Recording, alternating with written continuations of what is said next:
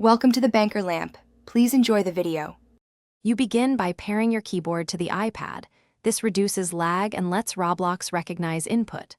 Once paired, open Roblox and sign in, then go straight to Settings, find Controls, and enable keyboard mode. Do this now because skipping it prevents key mapping. You should see your keyboard type into chat. Make sure the app has permission to accept external input. If an on-screen keyboard appears, tap away so the physical keyboard stays active.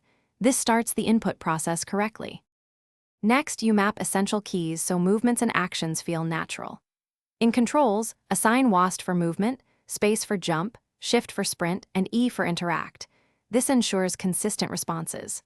Once done, join a simple game or play solo mode to test each key, press, hold, and tap to confirm behavior. If movement is jittery, adjust sensitivity and key repeat settings, and check modifier keys like CMD or Option. Doing these tests saves time and prevents surprises during. To finish, save your control preset so your layout persists across sessions. Once saved, play for a few minutes to ensure stability. If keys drop or commands fail, first reconnect Bluetooth and restart the Roblox app. This resolves most detection issues.